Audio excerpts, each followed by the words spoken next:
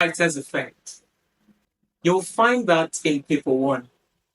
Now, in the IGCSE, you wouldn't only read a text and answer questions on comprehension reading or summary writing. One of the tasks you would also come across in the IGCSE 0500 First Language English is writer's effect. And I have realized that most times students find that a bit difficult to attempt, especially for students that do not like paying close attention to language and analyzing how a writer uses language to communicate meaning and to make effect. Okay? But one of the things I intend to do with this video is to help you realize that there's no big deal to writer's effect. So what is writer's effect? It simply refers to an attempt to analyze how a writer has utilized language, and by language I mean has utilized words and phrases, okay, to impact you, to affect you in some way. And in the IGCSE First Language English, be it the 0500 or the 0990, you have to attempt a question on writer's effect. I advise my students always that the first thing to do is to read the writer's effect question, understand the demands of the question, and then to turn to the passage insert, the booklet insert, and then to read the passage. Oftentimes, for your writer's effect in the IGCSE First Language 0500, okay, the writer's effect task is drawn from text C. Many students limit themselves to the 2 paragraphs without reading the entire text. Please don't do that. I always advise students, okay, that they have to read the entirety of text C just to get the gist of the text. What is the text about? When you have read the entirety of text C, you could then limit yourself to the 2 paragraphs that the question requires you to focus on. So how do you attempt, how do you answer, how do you address a writer's effect task? Before I move on, I'd like to tell you to like this video, subscribe, so you could constantly get content from me, okay, and also share with your friends and family, all right? Okay, so let's come back to it. How do you answer writer's effect questions? Now, I need you to listen to this. So let's say that a passage is about running, okay, and paragraph 4 describes how this athlete, okay, ran some miles, okay, and in the process, how tough the terrain is, the topography is, how tough, how bumpy, how cobbled the floor is, the track is, and all of that. And so the question tells you, reread paragraph 4, which is about James, okay, and his experience on running on the cobbled track. All right. Now, it means that the focus of paragraph 4 is James and his experience on running on a very rough, a cobbled track. All right. Now, the focus is on that. James and his experience on running on a cobbled track. Now, it means that if you really intend to answer the question and to do justice to it, okay, the question also goes ahead to tell you how it should be answered. It says you should pick 3 powerful words or phrases in each paragraph. So it means in the entirety of the question, you have to have nothing less than you have to refer and analyze 6 phrases or phrases or words in total.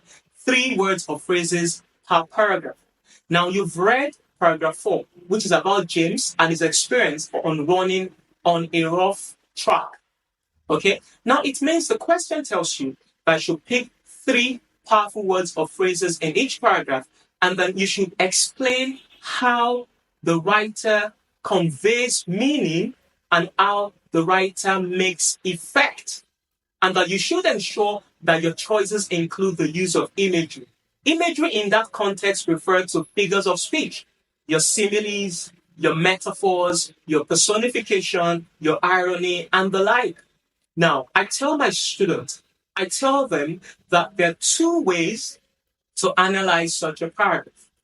You could analyze from the linguistic point of view, or you could analyze from the literary point of view. And most times, I tell my students to reconcile the two branches of analysis. Okay, so in your analysis, ensure that you have both linguistic devices as well as literary devices. And what are your linguistic devices? Your linguistic devices refer to your part of speech, your nouns, your verbs, your adverbs, your adjectives, your pronouns, your conjunctions. Linguistic devices also refer to your sentence types and structure. Sentence structure, your simple sentence, your compound sentence, your complex sentence, your compound complex sentence. Linguistic devices also refer to punctuation. How has the writer utilized the colon effectively? How has the writer utilized the semicolon effectively to convey meaning and to make effect?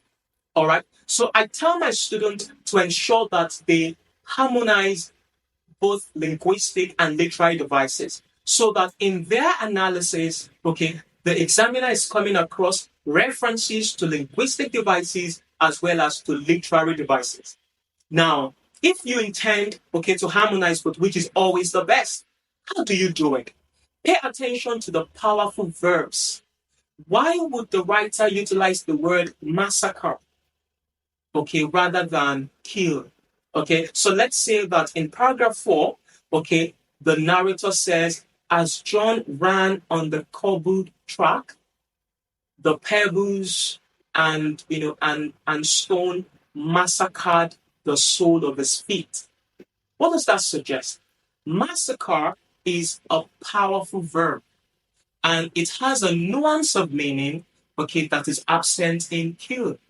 And massacre suggests some layer, some degree of aggression, okay, and and some enormous, okay, amount of slaughter than kill.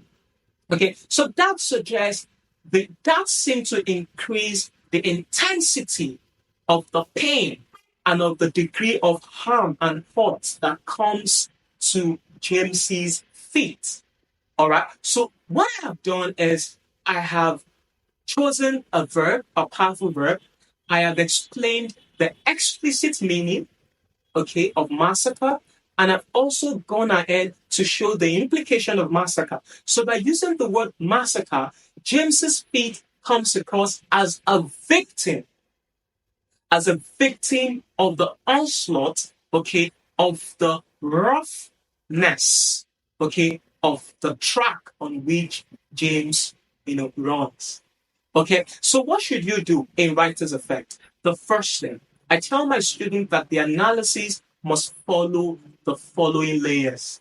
The first thing, you must quote, pick a powerful word or phrase, an effective word or phrase, and you must begin with the strongest. No one begins with the weakest of words. You must begin with the strongest. So what should you do? Start with the quote. Quote a particular word or phrase which you consider effective. After quoting, the next thing to do is to tag. All right. So tell us that massacre is, you quote massacre. That's you quoting. The next thing is to tag or label, meaning you say massacre is a powerful verb. Don't just say it is a word. Obviously, it is a word, but what type of word is it? Is it a noun or a verb or an adverb or an adjective? So you say massacre is a powerful verb. And then after tagging, meaning tell us what term is it? Is it a verb or an adverb or it is a simile? All right. Okay. So if the cobbled track massacred James's feet, all right, massacred is a powerful verb. So massacre is the quote. I've quoted the word, and then I've gone ahead to tag it to tell what it is. It is a powerful verb. Now, after going on to tag, the next thing I must do is I must state the explicit meaning, meaning the denotation. What is the dictionary meaning of massacre? I must go ahead to tell the examiner what massacre means. This powerful verb denotes so and so. After I have clearly expressed the denotative meaning, the next thing I must do is then to go on to the implicit. Implicit means the figurative meaning, the hidden effect, the implied meaning.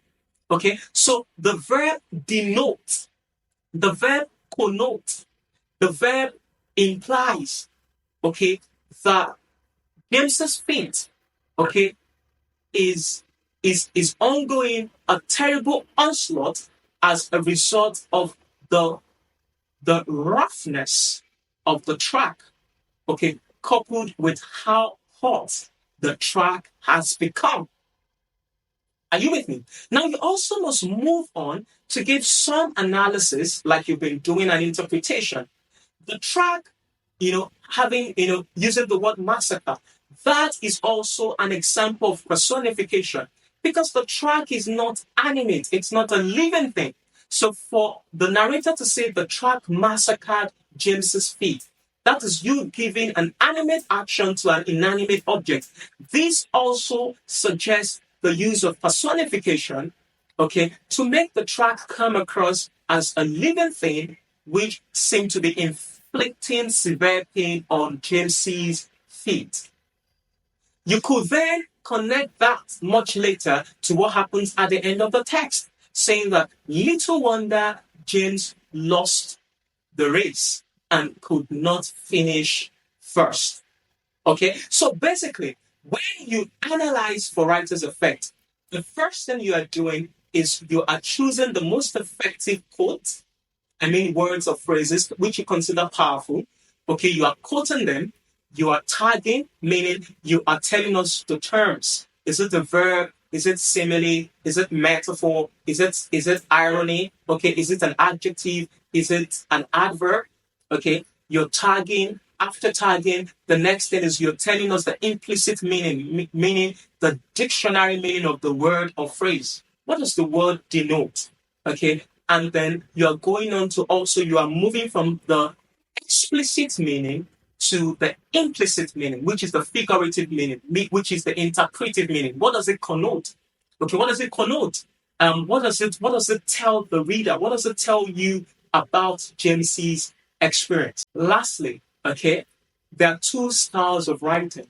I tell my students, okay, that they either adopt the explicit style of writing or the embedded style.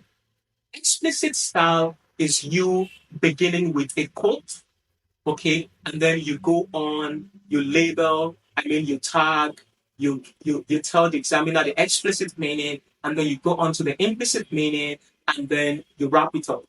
Okay, so it means that you treat and analyze each quote or phrase independent of one another. So 3 powerful phrases or words in paragraph 4. I've chosen 4 powerful phrases or words. Okay, and what am I doing?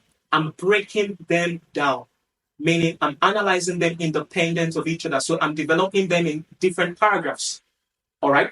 Now, the embedded style is that all the 3 powerful words or phrases which I have chosen, okay, from paragraph 4, I'm analyzing everything and developing my analysis in one paragraph. So it means I'm starting with massacre, and then when I'm done in analyzing that, I then move on to the next one. All 3 words are analyzed, interpreted, all done in one single paragraph.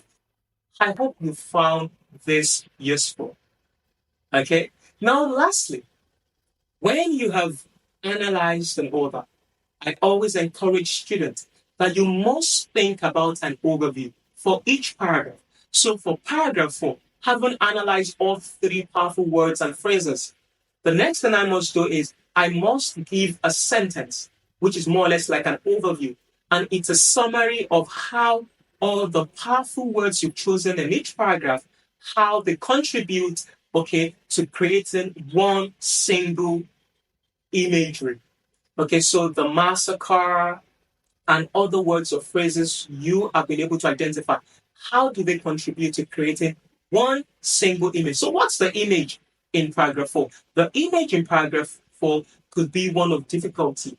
Could just be a way of saying that James had a difficult experience, okay, using the track.